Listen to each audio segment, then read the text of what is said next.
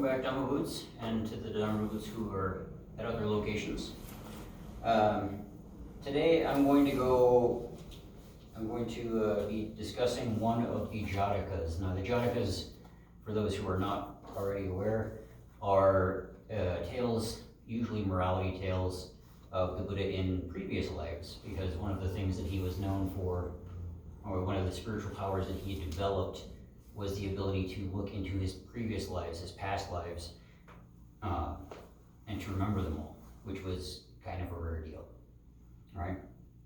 So, this is one of them, one of many, and the reason that I wanted to bring this one up is because we in the military we are constantly told that we are either leaders or leaders to be future leaders, right? And so as we go about our day-to-day activities, we have here an example of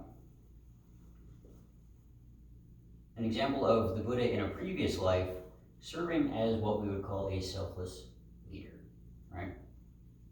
And I want you to, as I go through this, I want you to think of examples in your life of things that you may have done that were maybe similar, or maybe times that you had the opportunity and didn't take it, or maybe times that you did have the opportunity and you took it, right?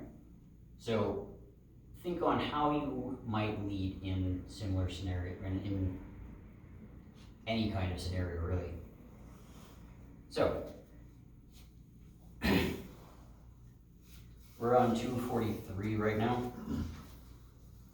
It was while staying in Jetavana, which is one of the Buddha's monasteries back in his lifetime that he frequented, that the Buddha told this story about helping one's relatives. Some bhikkhus were talking about the good that the Buddha did for his relatives. When the Buddha heard what they were discussing, he said, "Bhikkhus, monks, this is not the first time that the Tathagata has done good deeds to benefit his relatives." He then told this story of the past. Long, long ago, when Brahmadatta was reigning in Varanasi, which actually is modern-day Benares, I think, the Bodhisattva was born as a monkey in the Himalaya. When he was fully grown, he was extremely strong and vigorous and became the leader of a troop of 80,000 monkeys. On the bank of the Ganges River, there was an enormous mango tree with two massive branches so thick with leaves it looked like a mountain. Its sweet fruit was of exquisite fragrance and flavor. One branch spread out over the river, and the other branch extended over the water. One day, while the Monkey King was eating the succulent fruit, he thought, if any of this fruit ever fell into the river, great danger could come to us. To prevent this, he ordered the monkeys to pick all the mango flowers or tiny fruit from that branch. One fruit, however, was hidden by an ant's nest and escaped the monkey's attention. When it ripened, it fell into the river. At that time, King Brahmadatta was bathing and amusing himself in the river. Whenever the king bathed in the river, he had nets stretched both upstream and downstream from where he was, because he was catching fish, right? You know, he'd go and swim and catch fish. It's nice evening. The mango floated down the river and stuck in the net upstream from the king.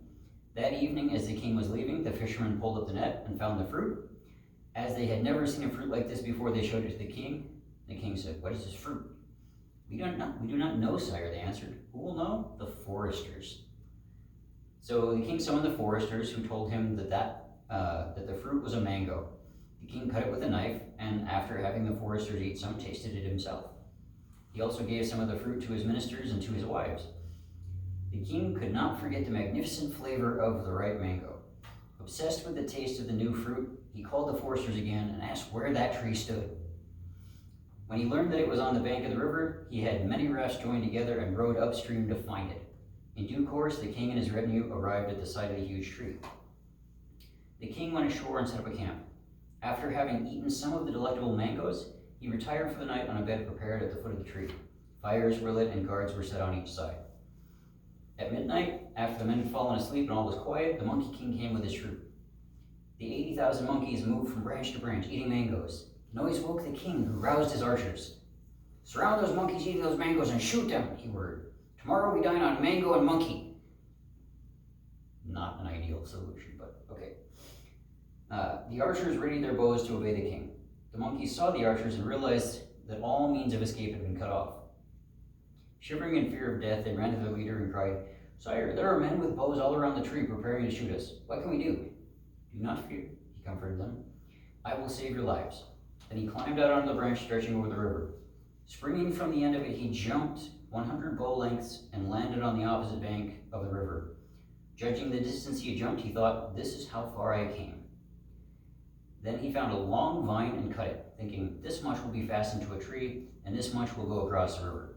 So he secured one end of the vine to a sturdy tree on the other, and the other around his waist. Then he again leaped across the river with the speed of a cloud blown by the wind. In his calculation, however, he had forgotten to include the length that would be tied around his own waist, so he could not reach the trunk of the mango tree. He reached out and grabbed the end of the branch and firmly with both hands. He signaled to the troop of monkeys and cried, "Quick, step on my back and run along this vine to safety. Good luck to you all." The 80,000 monkeys in turn respectfully saluted the Monkey King, because walking on somebody's back is obviously disrespectful, so they gotta kind of make up for that. Respectfully saluted the Monkey King, asked his pardon, and escaped in this way. The last monkey in the troop, however, had long resented the leader and wished to overthrow him. When he saw the king hanging there, he exulted, "This is my chance to see the last of my enemy." Climbing onto a high branch, he flung himself down on the Monkey King's back with a dreadful blow which crushed his heart and caused him excruciating pain. Satisfied that his rival would die, the wicked monkey triumphantly escaped and left the Monkey King to suffer alone. Having seen all that had happened, as he lay on his bed, the king thought, "This noble Monkey King, not caring for his own life, has ensured the safety of his troop. It would be wrong to destroy such an animal. I will have him brought down and carefully nursed." He orders men to lower the monkey gently down onto a raft on the Ganges River. After the monkey had been brought ashore and washed, the king anointed him with the purest oil, spreading an oiled skin over his own bed and laying the Monkey King on it, and the king covered him with a yellow robe. After the noble animal had been given sugared water to drink, the king himself took a low seat and addressed him, "Noble monkey, you made yourself a bridge for all the other monkeys to pass over to safety. What are you to them, and what are they to you?" The monkey explained, "Sire, I guard the troop. I am their lord and chief. When they were filled with fear of your archers, I left a great distance to save them. After I had tied a vine around my waist, I returned to this mango tree. My strength was almost gone, but I managed to hold the branch so that my monkeys could pass over my back and reach safety. Because I could save them, I have no fear of death. Like a righteous king, I could guarantee the happiness of those over whom I used to reign. Sire, understand this truth. If you wish to be a righteous ruler, the happiness of your kingdom, your cities, and your people must be dear to you. It must be dearer than life itself." After teaching the king in this way, the noble monkey died. The king gave orders that the Monkey King should have a royal funeral. He ordered his wives to carry torches to the cremation ground with their hair disheveled. The minister sent out 100 wagon loads of wood for the funeral pyre. And when the regal ceremony was over, the ministers took the skull to the king. The king had built a kind of like a monument, a chaitya, at the cremation site and made offerings of incense and flowers. He had the skull inlaid with gold, raised on a spear, and carried in front of the procession returning to Benares. There he put it at the royal gate and paid homage to it with incense and flowers. The whole city was decorated, and the skull was honored for 7 days. For the rest of his life, the king revered the skull as a relic, offering incense and garlands. Established in the wonderful teaching of the Monkey King, he gave alms and performed other good deeds. He ruled his kingdom righteously and became destined for heaven. Having concluded this story, the Buddha taught the Dhamma. Then he identified that birth. At that time, Ananda, his cousin, was the king. This assembly was the monkey retinue. Devadatta, his cousin who hated him, was the wicked monkey, and I was the Monkey King. Right? So what kind of leader do we see in that? Well, we see all kinds of different leaders in there, right? So first we see like we see the leader who's like, "Oh, hey, this terrible thing's gonna happen. Let's make sure that doesn't happen. Let's put conditions in place so that we're not, putting ourselves in unnecessary danger." Right? Good leaders do that. Right? We also see that once the danger is there, because somebody forgot something. Imagine that. That never happens anywhere in the military, right? Never. Nobody ever forgot nothing. Yeah, it happens. Right? So, something was forgotten, and he had to go and fix the problem because, hey, his team was about to get in trouble. His team was about to get dead, really. Right? They were surrounded on all sides, and so he's like, okay, I'll fix this, right? So he did. He wasn't quite perfect in his judgment. Okay, granted, right? He didn't judge the vine to be long enough, right? He failed in that regard. But instead he pulled a maneuver that I think we've probably all seen in like old Superman movies and cartoons where he's like, the train is coming and the track is broke. He's like, okay, I'll just put this out and train will go right over it. Boom. Train goes out, everything's good, right? Only in this case, Monkey's not Superman. Monkey has an enemy, and Monkey's enemy nails him hard for that failure, right? He gets dead.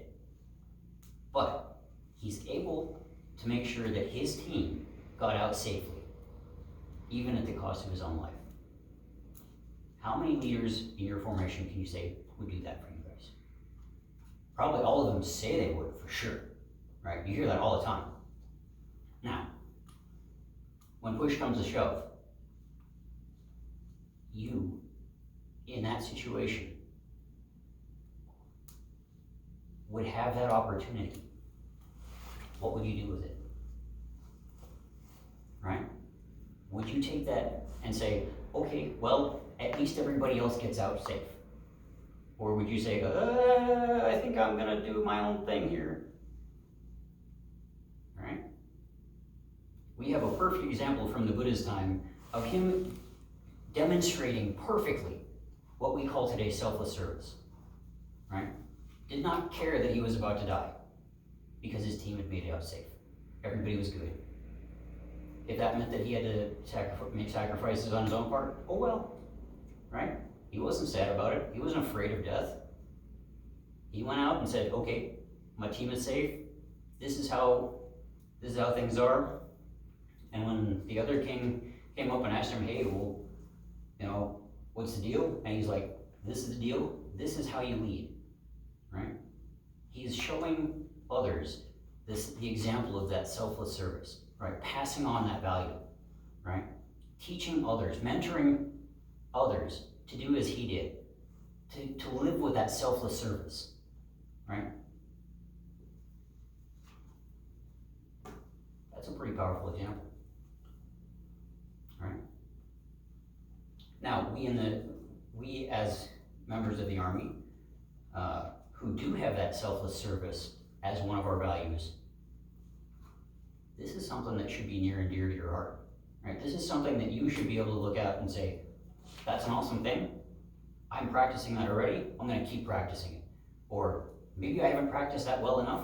I'm going to do better. I'm going to improve. I'm going to keep going. I'm going to be more selfless. I'm going to do what I can to help make sure my team makes it out alive, makes it to whatever destination we're going to, and gets back, right? I leave it to you guys to figure out how to do that. Just know that value, that selfless service, that selfless kind of concept, it's a very old concept, but it's a very powerful concept. Follow it. Okay? And with that, I'm going to conclude the Dharma talk. Dharma Boots.